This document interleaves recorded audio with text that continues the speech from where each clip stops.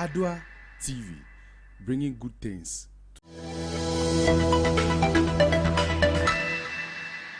Adoatv, bringing good things to life.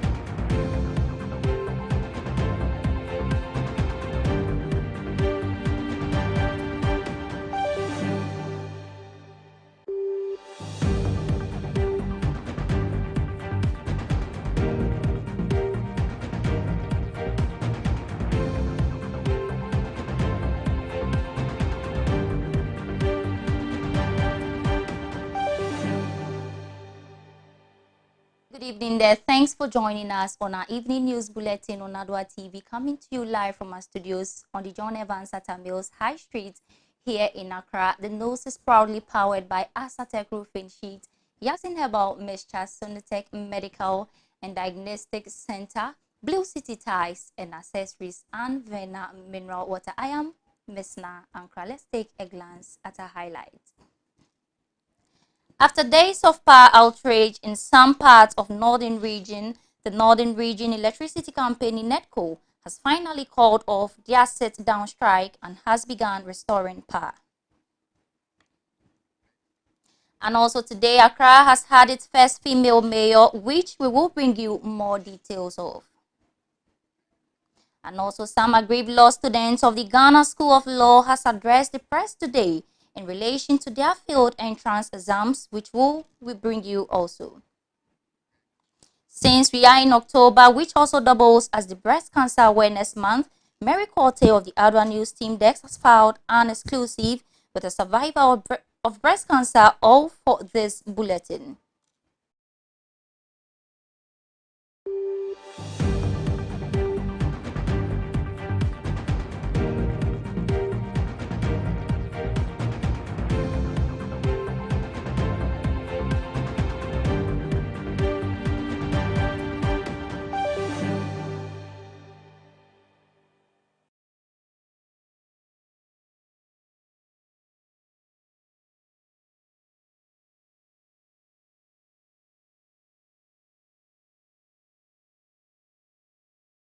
To watch us live on Facebook at Adoatv Ghana and also on YouTube at Adoatv_GH. Now to our first story.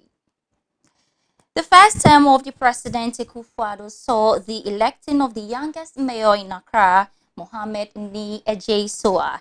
History has made it again as Accra is set to have the first female mayor of AMA, Elizabeth Kwacho Teria. President Akufo-Addo nominee has received 100% vote from assembly members under the AMA. 27, 28, 29. Assembly members under the Accra Metropolitan Assembly AMA has on Thursday, 7th October 2021, confirmed President Akufo-Addo's nominee for the position of Metropolitan Chief Executive Honorable Kwacho Teria as mayor of the metropolis. Madam Elizabeth won with a whooping 30 votes. Speaking after a confirmation, Honorable Elizabeth called someone with challenges and successes. It will therefore take a concerted effort from all stakeholders to achieve this. Allow me at this juncture to acknowledge the hard work and dedication of previous Metropolitan Chief Executives of this city, namely the Honorable Enoch Temensa, Honorable Amakai Amatefu, Honorable Solomon Dahu, Honorable Stanley Ni Ejiri-Blancy, Honorable Alfred Oko Vanderpool, and Honorable Mohammed Ni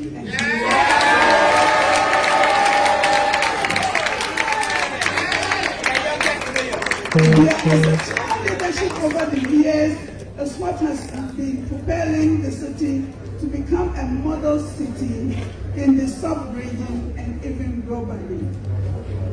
I will not hesitate to tap into their rich experiences, and my doors are always open for advice from them.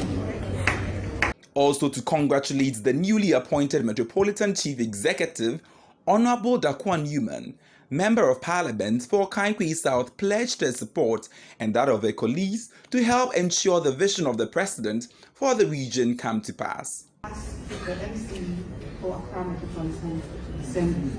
This is, as my colleague said, a very great feat.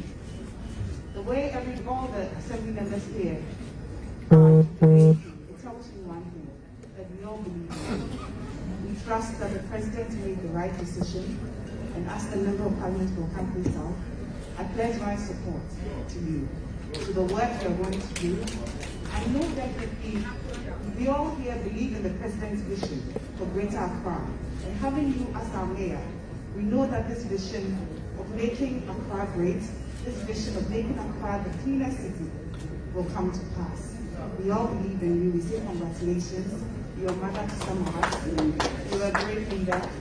We will support you day and night to ensure that what the President believes in comes to pass in Greater Accra. Director of Operations, Dr. Lord Comey, speaking at the confirmation, also said, Today in Ghana's history, we no more have a Lord Mayor, we have a Lady Mayor of Accra. Hello? And all of us here are proud when the history of the AMA is rewritten in the annals of Ghana's politics. It would be said that this day would ever be remembered. But it comes with its own challenges. It means that there is a new vision and a new direction. So it calls for renewed commitment, with renewed loyalty, renewed hard work. This is the challenge. On his part, the Greater Accra Regional Minister and Member of Parliament for Ayawaso Central, Honorable Henry Korte, expressed satisfaction with the kind of unity the party is beginning to experience.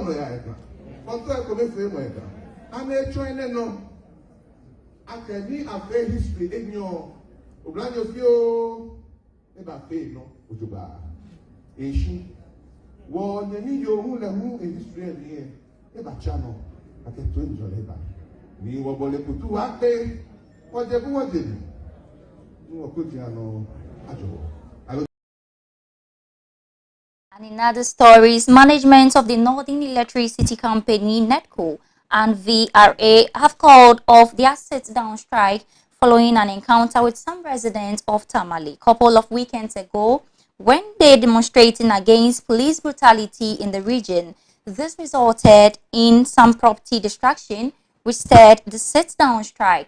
Nuruddin Ibrahim, our Northern Regional Correspondent, has filed this report.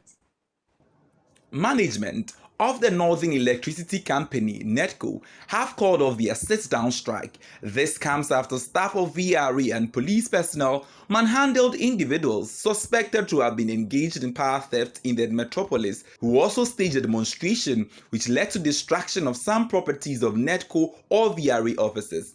As a result, management of the company withdrew their services in Tamale and its adjoining communities, with several areas including Koko, Leshegu, among other communities, throwing it into complete darkness for days. In an interview, the Senior Staff Association Chairman of NEDCO, Mr. William Masari, mentioned that the company's decision to return to work comes after consultations with some chiefs and the Deputy Minister of Energy, Honorable Mohammed Enim Adam. According to him, the lives of their field workers is now safe following the assurance given to them. He said they have started restoring electricity to areas that were not enjoying power for days. Regional Police Commander, Deputy Minister for Energy, Dr. Mohammed Adam, Ebeshiaye, Yana so aba semnum, Hinfu bebre o kure won so aba semnum. Inti ekoba se energy order no pay, yene adwumafo no sa tena sihyiaye. Adwundwen ho, mpenifo a omo abedi asem nanim eni akasa se ombe make sure se viare we kebia kwa abontin koye adwuma tamalukredo afo no omema ekwame aye adwuma. Inti based on that no staff ehia na yasa resolve se yebekwa abontin ni akoye adwuma. Inti start no pay no your staff bebre akwa abontin ahase restore omo a na omuni kania since adwada yede ndwuma egu fom no. Ti se sia me no ka say your work so abontin a omo restore services no. Inti we are hoping say assurances are stakeholders yama no you be call abontin koye adwuma incident bi amba tamarkudu mu afọ obia bejai ama via net koni adwumani bia in adwuma emra kwan so. Inti se sia me ka say dey your mountain so repair force no force by since Monday na you repair one after the other. Some is to trust say yes be come mountain so omo deka a omo ntua omo kaniaka no yebeko akosere omo so omo betua omo kaniaka meters e dia ba se ekosesa na eboa ama yetimiji esika no yebeko mountain so akobo meters ni nyina na me fa. Away from that, the head of corporate communications at Ghana National Gas Company Limited, Ernest Owusu Bempa, says the 14-day planned maintenance works, which will result in the shutting of the Adoa gas processing plant, would not result in prolonged power outages. According to him, a technical audit of the maintenance work created the necessary mechanism to compensate for the flow of gas to power generation facilities during the period. The head of corporate communications at the Ghana National Gas Company Limited, Ernest Owusu Bempa, says the 14-day planned maintenance work, which will result in the shutting of the Adoa gas processing plant, will not result in prolonged power outages. According to him, a technical audit of the maintenance work created the necessary mechanism to compensate for the flow of gas to power generation facilities during the period. He emphasized that the company has had to level its resources to cut down on the 48-day schedule that was initially designed to a 14-day work plan. Mr. Owusu Bempa stated that the company anticipates executing this maintenance work with precision and success given the expertise the Ghanaian engineers have accumulated. Addressing selected journalists drawn from Accra and Takoradi on the various mechanisms the company had deployed for the maintenance work, Ernest Owusu Bempa said premium had been placed on the safety of personnel and quality of engineering and technical works that would be carried out over the projects. Clarifying the scope of works to be undertaken by the company for this project, Mr. Robert Latte, General Manager Operations, indicated that Ghana Gas offshore infrastructure and the tier-in facility at Sanzule would not be affected by the maintenance work. He indicated that the entire works are centered on processing plant at Adoa. Mr. Latte emphasized that the company has a strict maintenance policy that had been implemented religiously to ensure the longevity and usage of the gas processing plant. He indicated that other facilities within their operations remain functional, adding that there would not be any gas shortage resulting from the maintenance work. Mr. Latte clarified that the planned maintenance work would not disrupt the demands of their suppliers nor cause any disruption in power generation. So it doesn't mean that Ghana Gas is not delivering gas to other customers. From Sanzule through Isiama, Takoradi to Car Powership to VRE to reverse flow to Tema and also to Prestia, they are all receiving gas from Sankofa fields and they are now delivering 210 million standard cubic feet of gas.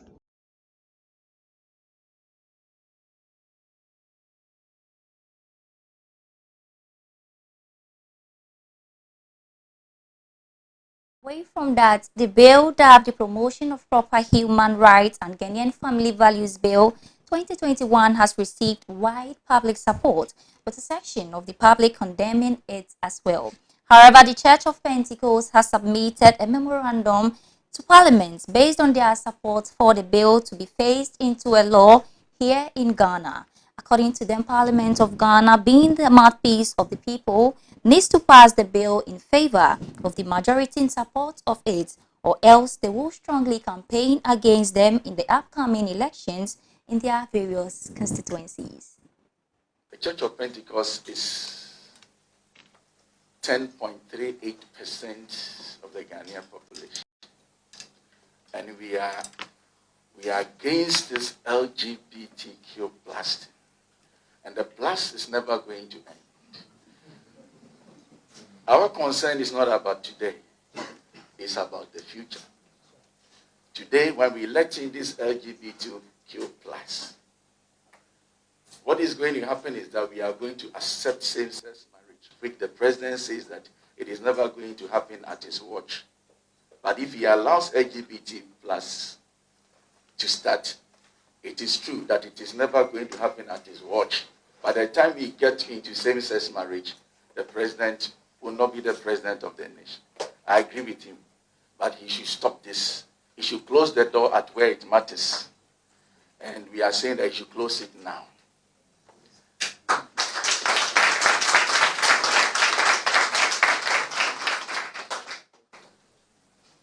This movement is an insult to the intelligence of God, the Creator. We are just trying to tell God that you didn't think enough. This is how it should have been. And if you have a society where there are no absolutes, soon there will be no law. And we have to be very careful. And our lawyers who are arguing for all this, the matter on the floor is not about rights, it's about morality.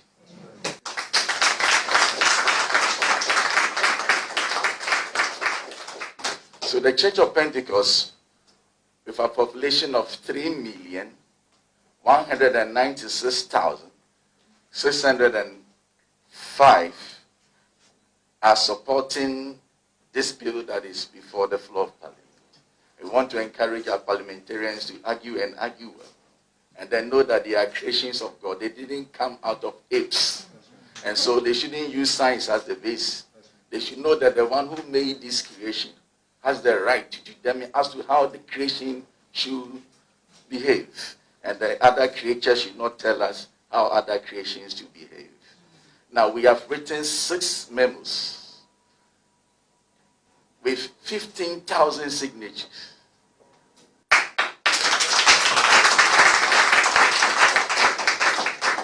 Our trustees have signed, all pastors and wives in this church have signed, even our students have signed. And so we want to present the 6 memos coming from our women, our men, the youth in the Church of Pentecost, the children in the Church of Pentecost, all workers in the Church of Pentecost, and of course our theologians. And so, in other news, the Student Representative Council of the Ghana School of Law in a presser, the Ghana School of Law on 7th October 2021 have pleaded with the Ghana Legal Council and other legal administrative officers to consider the admission of 199 incoming students. Speaking at the presser was the SRC President, Mr. Wanda Victor Kuto, who spoke to the media explicitly, explained the role of the SRC with regards to the issue at hand. Nanaya Ado has filed this report. I'm not going to bother you by reading it. I won't bother you, but I just want to know that you have the notice. This is the said notice that I'm referring to. This notice sought to bring a threshold that in ought to have gotten 50% in part 1 or part A, section A. Thank you. You need to get 50% in section A and 50% in section B. It is a cumulative. It is both passes. You need the passes in both sessions before you will have been deemed to have passed. That is what the notice, I'm talking about what the notice said. Now, it is the effect of that notice that we are all gathered here today. It is because of the effect of that notice that we have all gathered here today.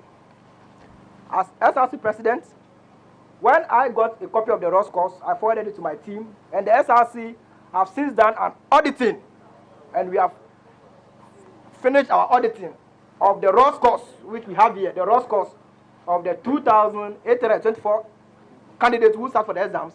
We have the ROS course here, and we have audited. And having done the auditing, we have noticed that 499 candidates had the 50% and above. Some had 60 and all of that, but 50% and above. We have noticed that these 499 per the notice have been deemed to have failed. However, using the past precedents, the 50% and above past precedents, we as SRC, I'll come to the position of the SRC soon, we have noticed that these 409 students ought not to have been deemed that they have failed. The General Legal Council, as indicated earlier, is an administrative body. We have judges of high repute, judges of good standing, judges who decide on very good cases in this country on the General Legal Council. However, at the General Legal Council, they do not perform judicial power. The General Legal Council exercises administrative function. They perform administrative function. So just as the Chief Justice has judicial powers and also have administrative function. I mean, law students know this. When we talk about administrative function, the Chief Justice in empowering judges is performing his administrative function. Now, when he sits on the case, he's performing his judicial function.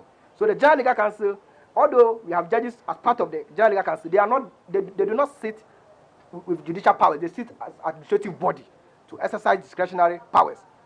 And because they are administrative bodies, they are amenable and subject to judicial review. They are also subject to administrative review. These are facts. Now, the principle of legitimate expectation has to do with the past conduct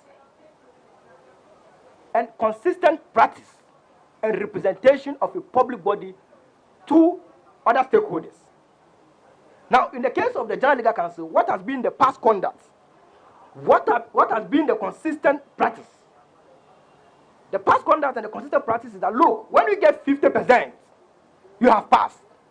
That has been the consistent practice. And that has been the conduct and the representation that the General Legal Council has made to all stakeholders and to the general public. Which is why in 2019, only 128 candidates were admitted to the Ghana School of Law, because they were the only people who had a 50% and above. So all those who had 49.5 and below were deemed to have failed. That has been the consistent practice.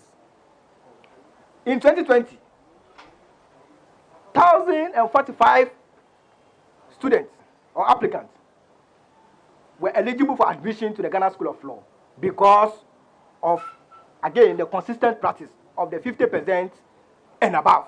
It is against this background, coming to give you the SRC position, that we respectfully call on the General Legal Council to reconsider its decision, which we deem as unfair, and to admit, to consider the 499 students or candidates as eligible for admission into the Ghana School of Law. The SRC, I must say, we are really cooperating with management, and management are also cooperating with us. We have no reason to doubt them that they will admit the 499 candidates.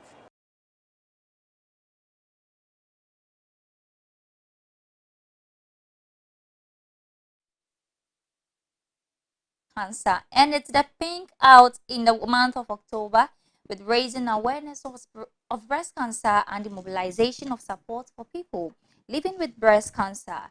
According to research, the Global Cancer Report 2020 puts breast cancer ahead of all other types of cancer in both sexes, with an incidence rate of 18.1%. The following report, put together by our reporter Mary Korte, seeks to urge the masses through a cancer survivor, Mrs. Gina Kuma Jaga. Breast cancer is said to be the most prevalent cancer in women and generally the second most common cancer globally, with approximately 1.4 million cases diagnosed annually. In 2018, 2.1 million incident cases of breast cancer were diagnosed worldwide, being the second most common cancer overall after lung cancer, representing nearly 12% of all incident cancer cases, and an estimated 627,000 deaths were expected to occur globally. In Ghana, breast cancer is becoming a great public health challenge among women, with about 2,900 incident cases occurring annually, and 1/8 of them dying from it. The disease has become the most common cancer-related death among Ghanaian women. It is anticipated that the incidence of breast cancer will increase as Ghana's population ages and women adopt Western lifestyles. At the launch of this year's breast cancer awareness campaign dubbed Give Hope, Save Lives, Mrs. Gina Kuma Jaga shared her painful ordeal. Life came to a standstill in June 2018 when I was diagnosed with breast cancer. And that was after a series of misdiagnosis. I was 30 years old then. My symptom was a painful lump in the breast, and that was discovered somewhere in November 2017. Before the discovery, I knew about breast cancer, but unfortunately, I was not so much abreast with the topic, so I wasn't so much aware of the symptoms and then what to do if something like that is discovered. She explained that just like her fellow Ghanaian women, she did not regard the early detect policy. Almost 3 months between November 2017 and January 2018, I was only praying and applying different kind of ointments and oil on the lumpy breast. I only resorted to consulting a physician when I realized the lump was getting bigger and the pain was becoming very, very unbearable. I did that in June 2018. But I think the first physician I saw, he did his best. He did some series of ultrasound scans, but could not detect anything alarming. So he asked that I go home, take some antibiotics, and keep observing the breast. And then he further asked that I come back immediately should I see any further changes in the breast. However, she knew her choice between death and losing one of her breasts. I went for the second biopsy and it came out breast cancer. You want to know how I felt that day. It was very devastating for me. But I needed to brace myself up and face the reality. I wanted to know the options that were available for me in terms of treatment. I actually mentioned that I wanted to go herbal because I had heard of a man who was using food to cure the disease.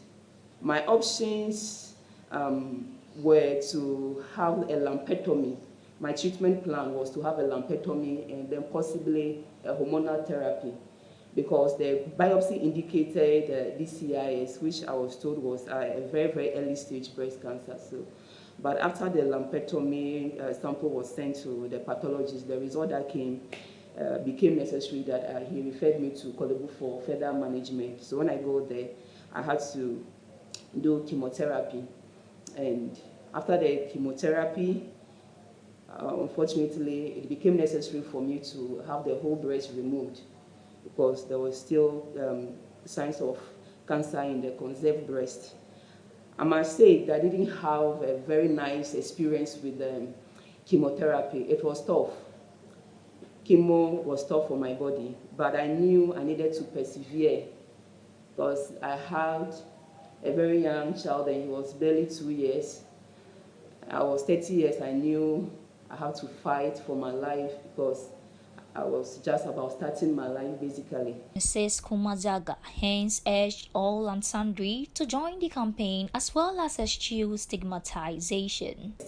And I'm grateful that I'm alive, and for me, never again will I take the gift of being alive and waking up healthy for granted, because I know what it is like to wake up and you think it is going to be your last day, because you see others dying, people you started a journey with, you see them dying, you hear of them dying, and it gets frightening at times.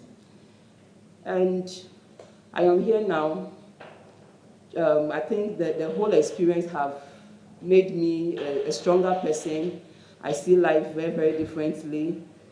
I try to live a more purposeful life. I don't stress myself again. I live each day at a time. And I'm devoted to helping others. I volunteer at the surgical unit to be that face of survivorship to all the other women that will come and be diagnosed or having hard time going through treatment. It has not been easy, but it has been worth it. And my message out there is that we should support our sisters and mothers going through breast cancer. We shouldn't stigmatize. I heard someone once asked me if I had breast cancer because I wasn't paying my tithe. You know, it's that bad. And this is some of the reasons why people refuse to talk about it or even inform their family. Dr. Kezia Saki at the Department of Surgery at the Ghana Police Hospital also urged women to get checked as well as desist from any acts of stigma. Women do not need to go through this alone. It's not an easy thing, and the least you and I can do is be there. All right, that's the least you can do. Now, she spoke about her age. She was 30, and a misconception is that breast cancer presents later in life, but actually in Ghana, many of the women that are seen are in their 30s. So you're 25, 26, 27, an aunt or a cousin or even your mom had breast cancer or another lump removed, and you have a lump, please, please go to the doctor, seek help. Because once it's detected early, something can be done. Breast cancer is real. It is not just real, it is deadly too as well. Yet it is curable. Early detection is key. Endeavor to get screened, give hope, and save life. I pledge to get screened. For Adoatv News, my name is Mary Korte.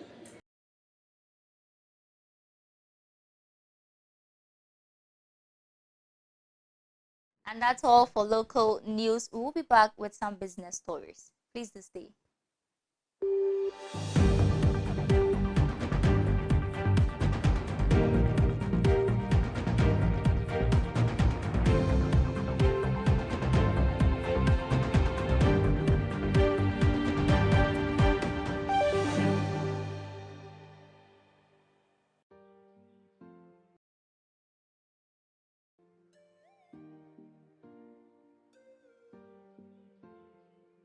You beat cancer by how you live, why you live, and the manner in which you live. I am Priscilla Sewamenu, Miss Health Ghana 2020. The month October is noted for breast cancer awareness, and this October, Sonotech Ghana is partnering with Miss Health Ghana to bring you breast cancer awareness campaign dubbed Pink It Out. So from the 1st to 31st October, Sonotech Ghana is offering free breast screening for all women out there. Plus, you get 20% off mammogram and 50% off ultrasound scan if you need one at any of their branches. The campaign is on. Join the campaign, support women, encourage women to come for screening, and support women living with breast cancer. On this note, I'll entreat all my sisters out there to come detect it, treat it, and defeat it, because early detection saves life. Thank you.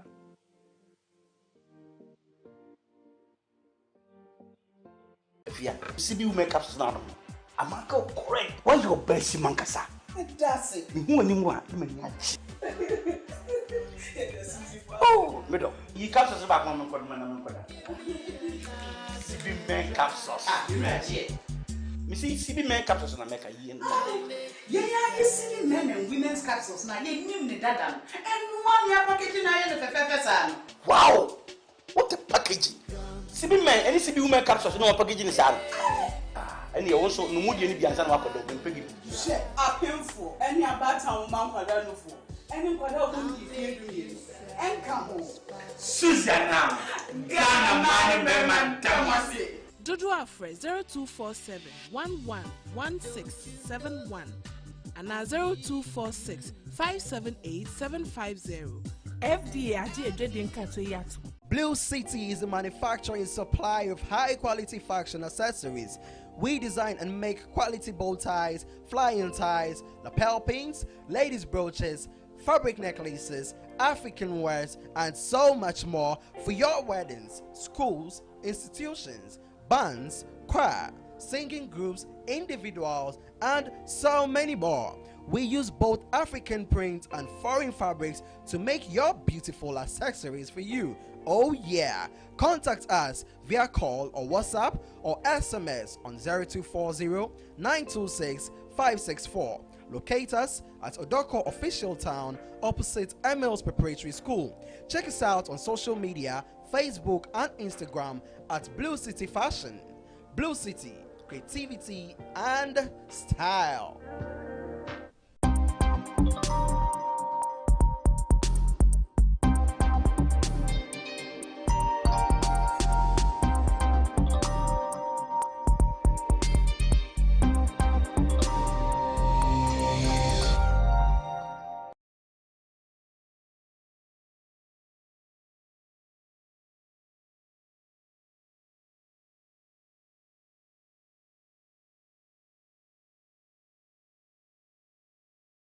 Welcome back from that quick tent. It's now time for business. And in business, projections from the National Petroleum Authority (NPA) suggest that fuel prices in the country may surge close to 6 Ghana cedis 0.86 per liter at the pumps if all other factors influencing pricing do not change.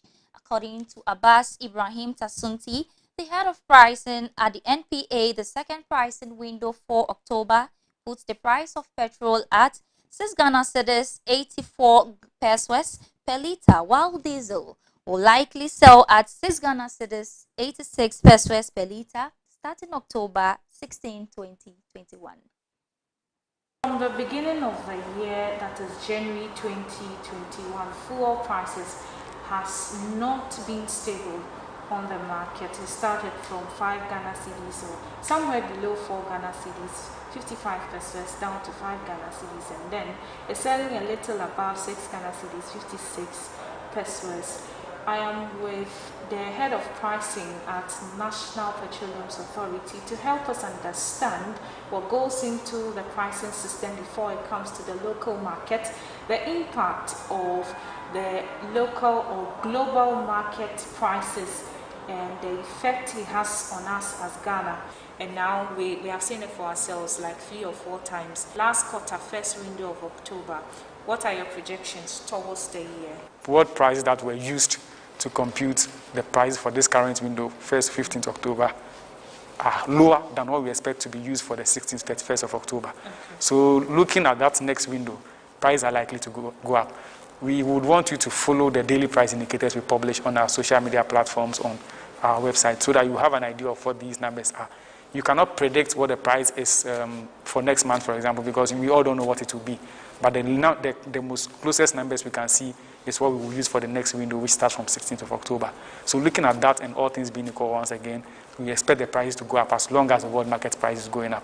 If they come down, the price will come down. You know the price doesn't always go up. It comes down as well. I give an example of last year, for example. When the price dropped on the world market, the price here also dropped. So prices may drop in November, you never know. So we would wait to see what happens on the market to know whether the price will go up or they will go down. Yeah. Now, what's happening on the world markets for which reason the prices are rising? You are aware that prices are based on demand and supply fundamentals. As long as there's more demand than supply, prices will continue to rise. And last year, because of COVID, a lot of economies shut down. There were lockdowns everywhere. So demand for oil really went down. And that's why we saw last year prices of oil dropping very low. This year, with vaccinations coming on board, economies are opening up. Everybody's finding a way to deal with COVID. So once economies are opening up, demand is coming back again. So that's why we've seen the prices rising from the beginning of this year. Aside that, the OPEC, which is the Organization of Petroleum Exporting Companies, they supply the oil. Demand is rising, but they are not increasing their supply. They've been quite reluctant to increase their supply to meet the demand.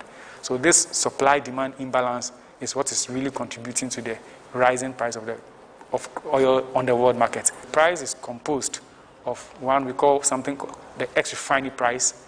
That is the price at which the oil marketing company, for example, Gore, buys the product from the bulk distribution company. That's the company that either imports the refined petroleum product. That's the ex-refinery price. And then we have taxes and levies, and then we have margins. Putting all of this together, you get the export price. That's the price the consumer buys at. For the ex-refinery price, it's composed of the world market price, the cost of delivering the product into Ghana, which we call the supplier's premium, and then an exchange rate plays a role there. So when you add the world market price, which you call the FOB price, to the supplier's premium, you have your ex-refinery price. It's usually in dollar per metric ton, so we convert it into cedis using the exchange rate. So that is the ex-refinery price. Once you have that, you add your taxes and levies, and then the margins are added, and you have your final price that the consumer buys at. The most volatile things in this formula I've mentioned to you is the world price, which changes every day, and the exchange rate, which also changes every day. Ideally, the supplier's cost doesn't change every now and then. The margins don't change every now and then. The taxes and levies don't also change every day. So even though we have deregulated, a supplier may vary his supplier's premium a little, but it's not something that changes like the world market price, which is changing on a daily basis. The exchange rate, as you know, also changes on a daily basis. Scope is telling government to intervene as prices of fuel by the end of the year may get to 7 Ghana cedis per litre at the pumps, and is suggesting that government should intervene for them. Per where you sit, what do you think can be done with regards to their demands that they are pushing, and what are your projections in the way? So with regards to the price reaching 7, as long as world prices continue to rise, like you mentioned earlier in your introduction, prices started around 5.7, they've risen to about 6.5 as we speak. As long as the world market price continues to rise, we'll continue to see that impact on the pump today. So today we are around 6.5. If the world price continues to rise, definitely we are going to see the prices rising. So that is something we all know. However, on their call on government, MPA is not the fiscal policy maker for government. Okay. So we don't determine what taxes and levies are on petroleum products. So their call, I'm sure government has heard the call from COPEC to do something about the taxes.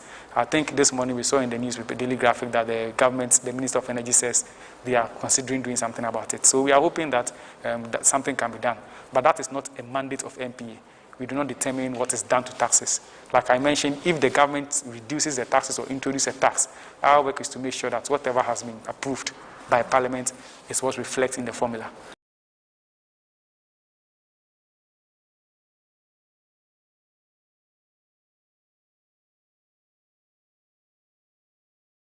And still in business, the impasse between Ghanaian traders and foreigners, especially Nigerians, operating in Ghana's retail space may not end anytime soon, following a lack of consensus on the matter. A recent meeting between the Ghana Union of Traders Association (GUTA) and the Nigerian Union of Traders Association (NUTAG), at the behest of the new presidential task force mandated by the Trade Ministry to find an amicable solution to the standoff, once again failed to resolve the ongoing trade war. Despite the law banning foreigners from engaging in retail trade in Ghana, some foreign nationals continue to engage in such activities in breach of the GIPC Act. This development and lack of proper enforcement by regulatory agencies have led to some confrontations between Ghanaian retailers and their foreign counterparts in parts of the country. The Ministry of Trade and Industry subsequently set up a new joint task force comprising leadership of GUTA and NUTAG to help resolve the issue following the failure of an initial task force to do so.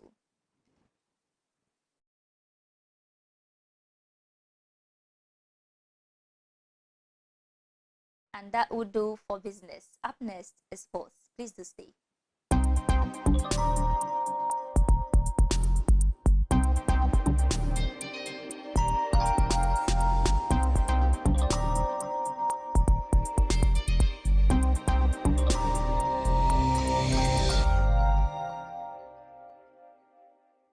John, what's in you? Wow, Eddie, what Juma?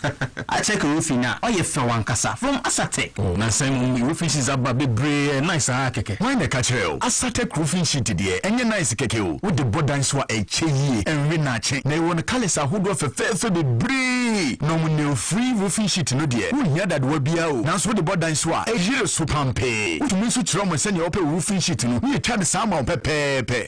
Mama po Asatec money there. One of technical advice, na estimate free or professional installers and so on your on-site installation. Oh yes, quality and with that feminine. Asatec 5 days pay now can order. Now a year after sales service proper binso. Sheshe Asatec Watema Community 2, Meridian Road, a Benkoko Board Warehouse, Western Region. So Asatec Watakra de Anaji, Yeni Princeland Hotel and Edition, and a Volta Region, Yawo Akachi South District Assembly Kwainosua.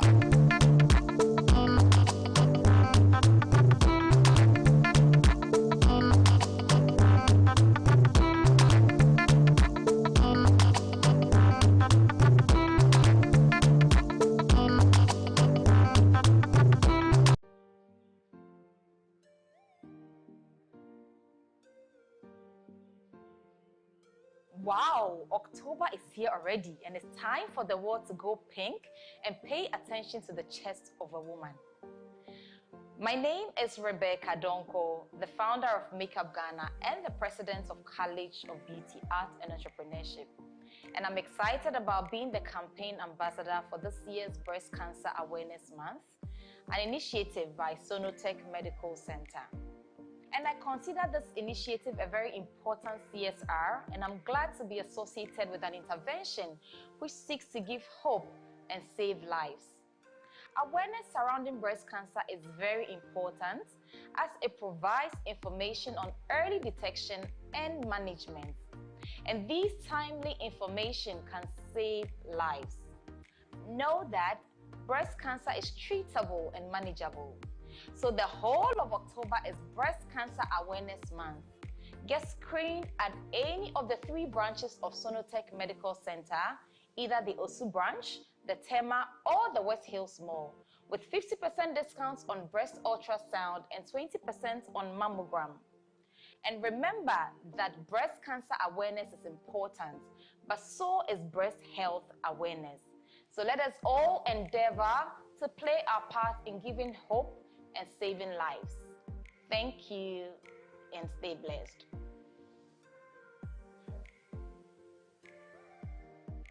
Blue City is a manufacturer and supplier of high-quality fashion accessories. We design and make quality bow ties, flying ties, lapel pins, ladies' brooches, fabric necklaces, African wares, and so much more for your weddings, schools, institutions, bands, choir, singing groups, individuals, and so many more. We use both African prints and foreign fabrics to make your beautiful accessories for you. Oh yeah! Contact us via call or WhatsApp or SMS on 0240-926-564. Locate us at Odoko Official Town opposite Emil's Preparatory School. Check us out on social media, Facebook and Instagram at Blue City Fashion. Blue City, creativity and style.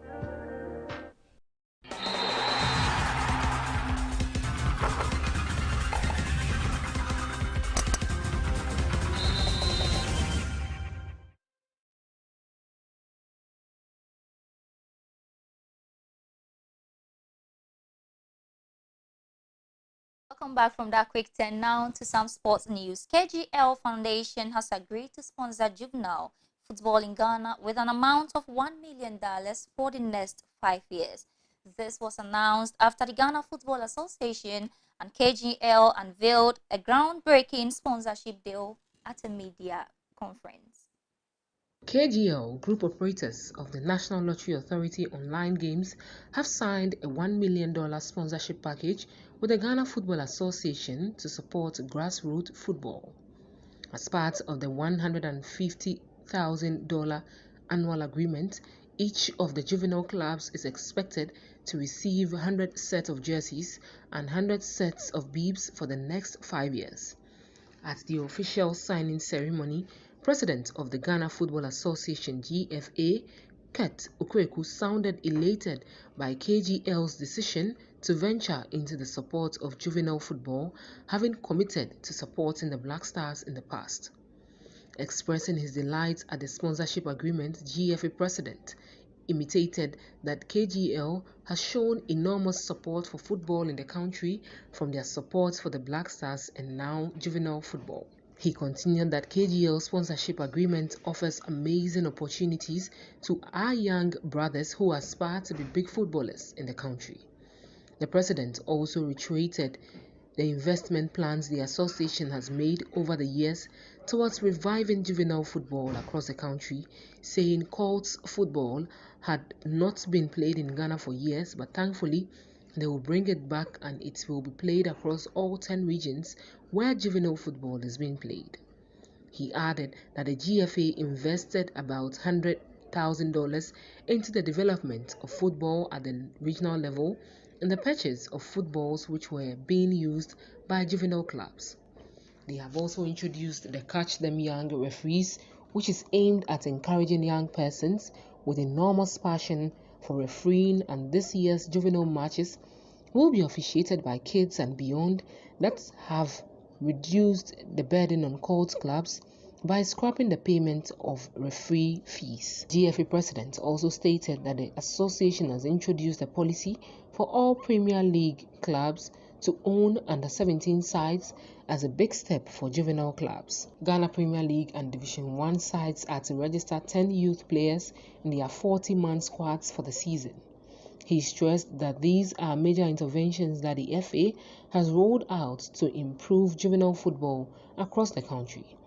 The CEO of KGL Foundation, Mr. Alex Daddy, also stated that this is in furtherance with their recent financial support to the Black Stars, and they are happy to partner the GFA again after sponsoring the Black Stars.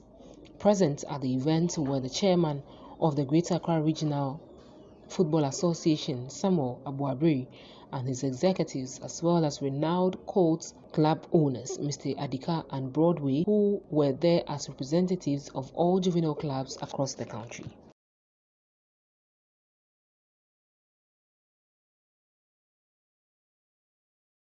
Still in sports, through the hard work and negotiation prowess of the Ghana Football Association, the Confederation of African Football, CAF and FIFA have approved Ghana's request to admit spectators for Saturday's Group G FIFA World Cup Qatar 2022 qualifier against Zimbabwe.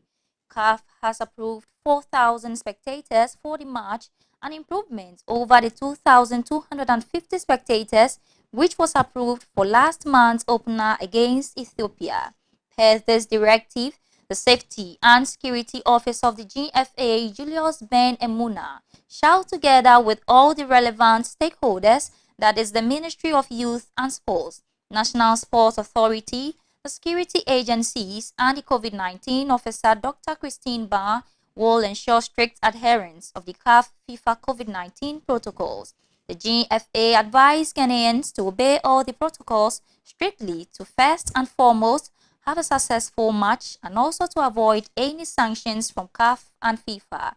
The Group G encounter between Ghana and Zimbabwe will kick off at 4:00 p.m. on Saturday, October 9, 2021.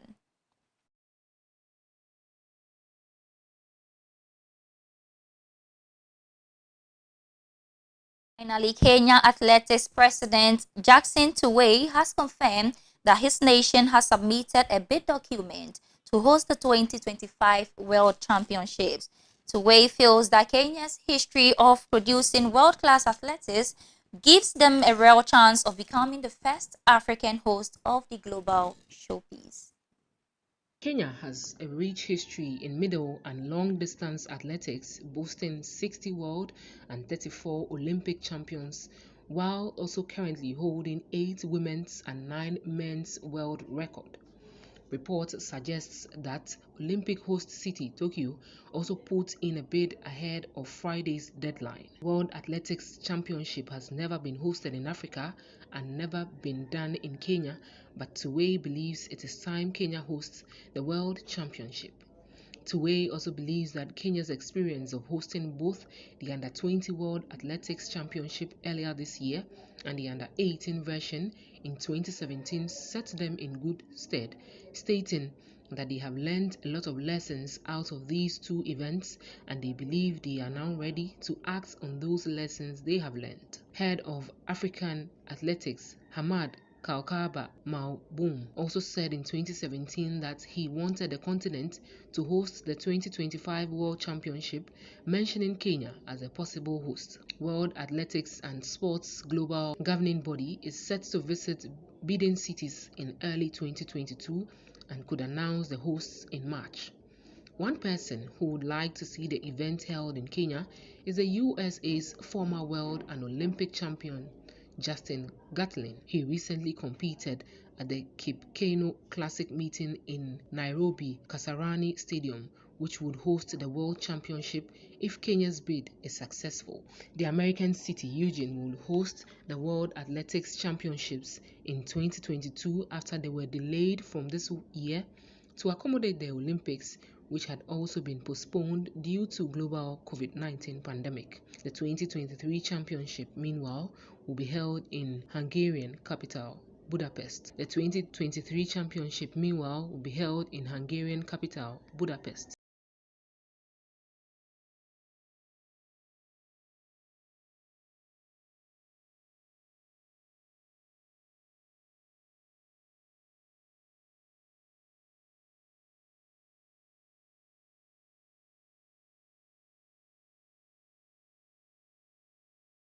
And that's how we wrap up on our evening news bulletin, a recap of the highlights. After days of power outage in some parts of Northern Region, the Northern Region Electricity Company, NEDCO, has finally called off their sit-down strike and has begun restoring power. And also today, Accra has had its first female mayor, which we brought you more details of. And also, some aggrieved law students of the Ghana School of Law has addressed the press today in relation to their failed entrance exams, which we brought you details of. Since we are in October, which also doubles as the Breast Cancer Awareness Month, Mary Corte of the Adoa News Desk filed an exclusive with a survivor of breast cancer, all for this bulletin.